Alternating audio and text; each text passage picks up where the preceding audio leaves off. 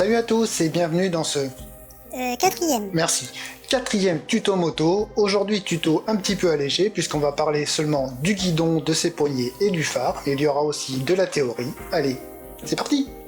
Donc avant de passer à la pratique, on va faire un petit peu de théorie. Pour ça, j'ai emmené quelques motos que j'ai déjà fabriquées. Vous allez voir que des guidons, il y en a plein de différents. Il y a les guidons droits, les guidons courbés, les guidons pour les motos de course, il y a aussi les guidons pour les motos choppers. Nous, pour la pratique, on va faire simple, on va faire le guidon droit, mais je vous expliquerai quand même comment faire les guidons courbés. Alors pour partir sur de bonnes bases et de savoir de quoi on parle, je vais vous montrer différents exemples de guidons. Donc sur celle-ci, on a un guidon droit, c'est tout simplement un pic à brochette, un de plus simple. Après on a le guidon courbé, c'est un pic à brochette mais qui est fait dans une autre matière, c'est du bambou. Un autre guidon courbé, mais celui-là un peu plus cintré, pareil c'est du bambou. Et pour la moto sportive, c'est du bambou aussi, mais bien plus court et droit. Alors comme je vous l'ai expliqué, les guidons ils sont faits avec des pics à brochettes. Ça se vend partout, dans toutes les grandes surfaces, plus ou moins 2 €. Sous cette forme-là, alors attention par contre, il existe deux types de pics à brochettes différents. Il y a les pics à brochettes en bois basique et les pics à brochettes en bambou. Alors pour faire des guidons courbés, il vaut mieux favoriser les pics à brochettes en bambou qui sont vachement plus flexibles. Alors comment on fait? Eh bien, je vous explique.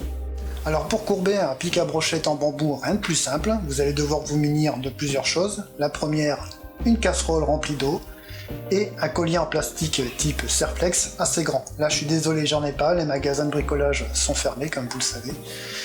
Alors dans un premier temps, vous allez faire chauffer votre eau jusqu'à ébullition. Une fois que c'est fait, vous trempez votre bout de bambou à l'intérieur pendant 10 minutes. Au bout de 10 minutes, vous le récupérez avec une pince. Votre collier en plastique, vous le fermez de façon à former une boucle. Vous allez cintrer, parce que vous allez voir, c'est beaucoup plus souple une fois que ça a été chauffé. Vous cintrez votre bout de bambou, vous l'enfilez dans la boucle du Serflex. Vous le replongez dans l'eau, au moins 5 minutes. Vous le ressortez. Si vous voulez le cintrer un petit peu plus, évidemment, vous serrez un petit peu plus le collier en y allant doucement pour pas que ça casse. Une fois que vous sentez que ça force, vous arrêtez, vous replongez dans l'eau et vous continuez jusqu'à la courbe voulue. Alors quand vous avez atteint la courbe désirée, vous enlevez le bout de bambou de l'eau, vous laissez sécher au moins 2 heures avec le Serflex, et au bout de 2 heures, vous l'enlevez, ça va se détendre un petit peu, c'est normal, mais ça restera raisonnable. Alors tant qu'on est dans les petits éléments en bois, j'en profite pour vous montrer un petit peu tout ce que j'utilise pour fabriquer ces motos. Alors il y a bien évidemment les célèbres petits cure-dents qui sont bien pratiques pour faire tout ce qui est rayons, pour les barres de rétroviseur ou les fixations de phare. Ensuite, il y a les pics à brochettes qui sont un petit peu différents, comme ceci. Alors, il y a deux tailles, il y a les grands et les petits. Je les ai utilisés dernièrement pour faire le porte-bagages de cette moto. Et il y a ensuite les petites perles en bois, comme ceci, que j'ai commandé sur un célèbre site chinois, que j'utilise pas souvent. En fait, je m'en sers beaucoup pour faire les leviers de vitesse des voitures ou des camions. Allez, on passe à la pratique. Allez, j'ai fait un petit peu de place histoire qu'on y voit un peu plus clair. J'ai quand même gardé un pic pour fabriquer notre guidon. J'ai repris ma moto, j'ai enlevé le réservoir et le garde-boue histoire qu'on ne se concentre que sur l'essentiel. Alors maintenant, ce qu'on va faire, c'est qu'on va faire le plus simplement du monde, c'est-à-dire qu'on va relever la fourche comme ceci. J'espère qu'on voit bien. Hop, je vais rapprocher un petit peu. Et je vais faire mon repère de chaque côté. Je vais faire un petit point. Voilà. Et je vais tout simplement percer avec un fourret de 2 mm pour que mon pic puisse traverser les deux tourillons. Alors tant que j'y suis, je vais regarder à peu près la longueur qu'il doit faire, comme ça je découperai. On va pas le faire trop grand non plus. Voilà. Et il n'y a plus qu'à.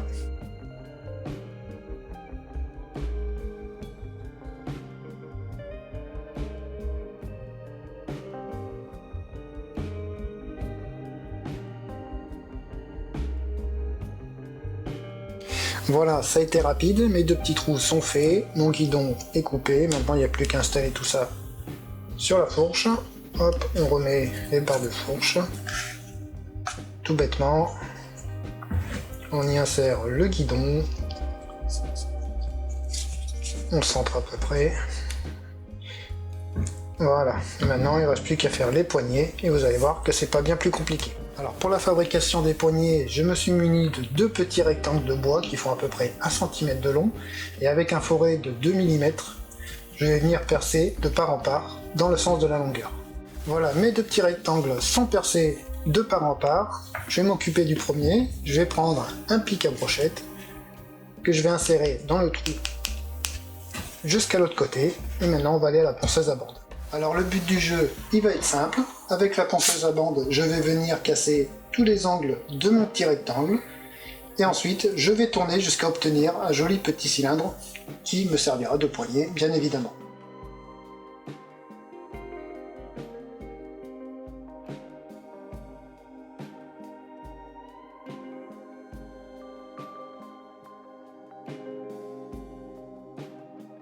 Alors voilà, au bout de 5 minutes, on obtient une petite poignée comme celle-ci. J'ai fait la deuxième, comme ça on va pouvoir les installer tout de suite. En voilà une. Voilà la deuxième. Et maintenant on va pouvoir passer au phare avant. Allez, c'est parti. Alors pour fabriquer un phare de moto, vous avez 2 solutions. Soit vous vous munissez de ceci, c'est une tringle à rideau de maison, tout ce qu'il y a de plus basique. Si vous n'avez pas, sachez que dans les magasins de bricolage, ils vendent ceci. Bon là c'est qu'un petit bout, normalement ça mesure 2 mètres. C'est pas excessivement cher, on peut faire beaucoup de phares avec. Et encore une fois, ça va se passer sur la ponceuse à bande. On va tout simplement venir arrondir le bout de cette tringle. On va venir les faire prendre une forme conique et on ira ensuite à la scie à ruban pour la débiter.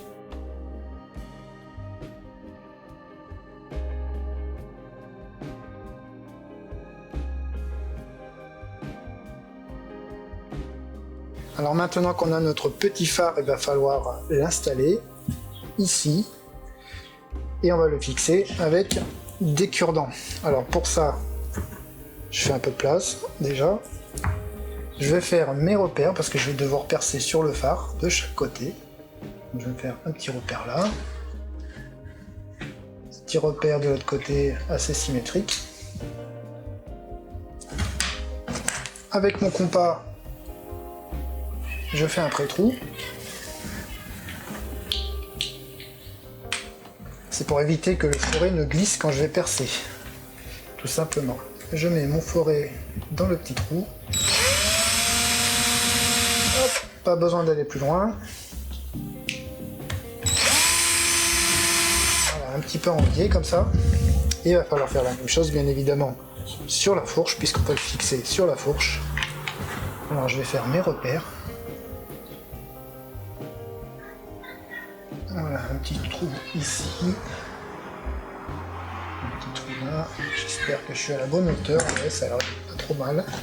Pareil avec mon compas, avec la pointe de mon compas, je vais faire un pré-trou. Et de l'autre côté, la même chose. Hop. Et je vais venir percer. Jusqu'à la moitié du tourillon à peu près. Ça sert à rien d'aller plus loin. Voilà, j'ai pas une position très adéquate, mais je le fais avec.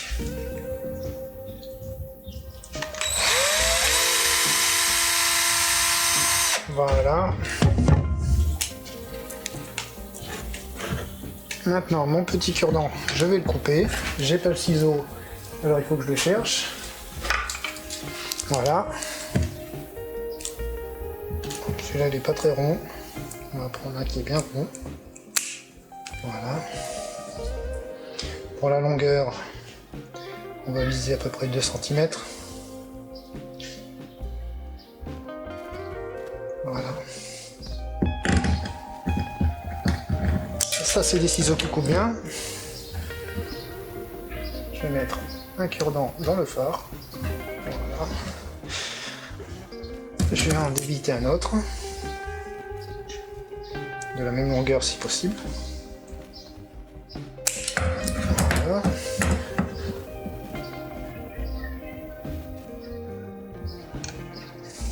Là, elle n'a pas envie de rentrer. Si, c'est bon. Un petit peu rebelle celui-là. Tout simplement. Et après, je vais venir le fixer dans la fourche.